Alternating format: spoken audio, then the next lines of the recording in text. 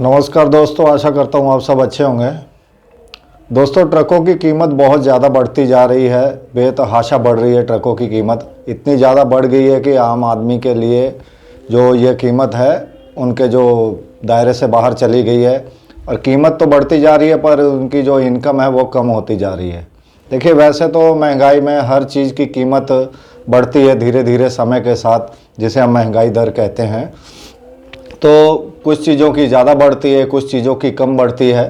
तो ट्रकों की कीमत कितनी बढ़ी है, ज़्यादा बढ़ी है कि कम बढ़ी है, और ट्रकों की जो कीमत बढ़ी है उसके अनुरूप क्या उसकी कमाई बढ़ी है या नहीं बढ़ी है, चलिए आज मैं आपको इस वीडियो में बताता हूं।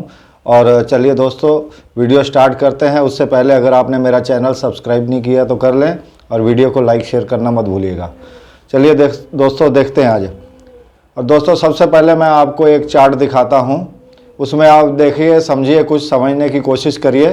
क्या कुछ चीज़ों से मैंने तुलना की है ट्रक की कीमत की, उसके बाद में उसकी जो इनकम कितनी होनी चाहिए, क्या उतनी इनकम बढ़ी है कि नहीं। चलिए मैं आपको दोनों चार्ट दिखाता हूं दोस्तों, आइए देखते हैं। देखिए दोस्तों, मैंने कुछ चीज़ों की कीमत निकाली है 2010 की और 2022 में क्या कीमत है और अभी उनके बीच कितना अंतर है। और ये जितनी भी कीमत है ये अपना एवरेज है, हो सकता है ब्रांड और क्वालिटी और इलाके के हिसाब से थोड़ी बहुत ऊपर नीचे हो सकती है। ये मैंने एवरेज निकाली है। सबसे पहले देखते हैं चीनी की क्या कीमत थी। 24 रुपये प्रति किलो कीमत थी 2010 में। आज की कीमत है 42 रुपये प्रति किलो। कितना अंतर आया? 75% का। और जो गेहूं का आटा है उसकी कीमत थी दोस्तों 16 रुपये प्रति केजी, और आज है 32 रुपये प्रति किलो। 100% का डिफरेंस आया, मतलब डबल हो गई कीमत।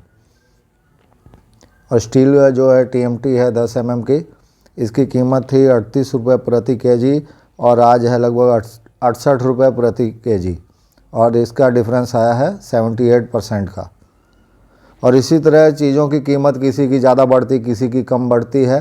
तो कुल मिला के जो दर निकलती है उसको महंगाई दर यानी इन्फ्लेशन कहते हैं, जो कि अभी तक हमारे इंडिया की कुछ सालों की लगभग 6-6.5% है।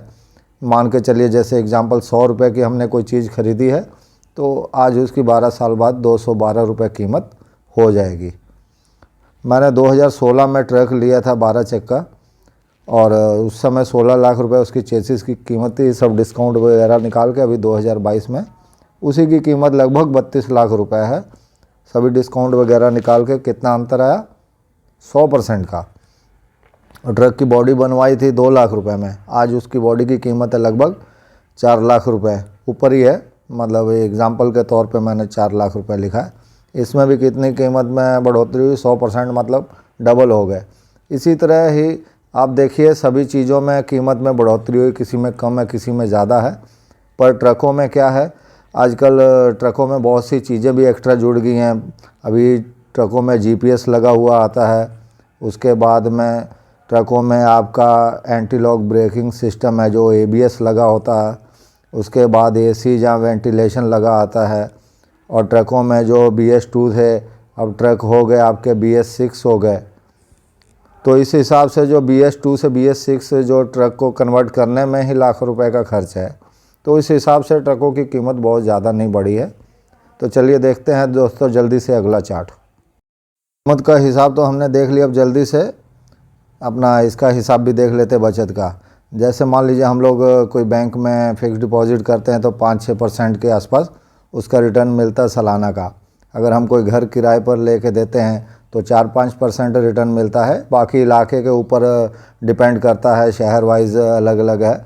मैं एग्जांपल जहाँ मैं जिस इलाके में रहता हूँ, जिस शहर में, उसके हिसाब से दे रहा हूँ। अगर हम लोग कमर्शियल प्रॉपर्टी जैसे दुकान वगैरह किराए पर देते हैं तो उसका थोड़ा ज़्यादा 6-7% रिटर्न होता है सालाना। तो उसी हिसाब से जो फाइनेंशियल जो एक्सपर्ट होते हैं उनका कहना है कि जो मशीनरी वगैरह ऑटो है, कमर्शियल गाड़ियाँ जैसे ट्रक हो गए, बस हो गए, जहाँ कोई एस्केलेटर है, पेलोडर है, ये सब जो मशीनरी है इनका रिटर्न ज़्यादा होना चाहिए, 30 से 35%, क्योंकि इनकी 15-20 साल में क्या है, कीमत ख़त्म हो जाती है, स्क्रैप की कीमत रह जाती है। पर घर और दुकान की जो कीमत है वो समय के साथ में बढ़ती रहती है। तो उसी हिसाब से मैं आपको बताता हूँ, जैसे 12 टायर ट्रक की आज की कीमत 32 लाख रुपए की चेसिस है, 6 लाख रुपये बॉडी पेपर वगैरह के आप मान लीजिए 38 लाख रुपए आपको आज की डेट में एक ट्रक पड़ता है 12 टायर वाला। तो अगर उसके मैं 30% का रिटर्न निकालूं तो 11,40,000 रुपये सालाना उसको बचने चाहिए और महीने के 95,000 रुपये। और अगर 35% का हिसाब निकालूं तो 11,33,000 साल के और 1,10,800 रुपये महीने के बचने चाहिए। मैंने जब 2010 में ट्रक लिया था तो उसकी 16 लाख का ट्रक था, 40,000 रुपये इंस्टॉलमेंट बनी थी और 60,000 के करीब ट्रक उसकी इनकम थी एवरेज। तो उस हिसाब से आज उसकी कीमत डबल हो गई, चेसिस की 32 लाख हो गई। तो उस हिसाब से उसकी 80,000 रुपये के लगभग बनती है इंस्टॉलमेंट। तो उस हिसाब से इनकम भी 1,10,20,000 रुपये मिनिमम होनी चाहिए। अब इतनी इनकम होती है कि नहीं होती है ये तो आप अपने एक्सपीरियंस से ही देख लीजिए। तो देखा दोस्तों आपने, ट्रकों की जो कीमत है वो तो महंगाई दर के अनुरूप ही बढ़ी है। अभी तो मैंने इसमें गोल्ड का भी एग्जांपल देना था, भूल गया। गोल्ड की कीमत जो लगभग 17-18 हज़ार रुपये थी 2010 में प्रति 10 ग्राम, तो आज की डेट में वो 48,000 के ऊपर है। तो सोने के जो गोल्ड के प्राइस में भी 150% से ज़्यादा की बढ़ोतरी हुई है, जबकि ट्रकों के प्राइस में या ट्रक की बॉडी के प्राइस में 100% की बढ़ोतरी हुई है।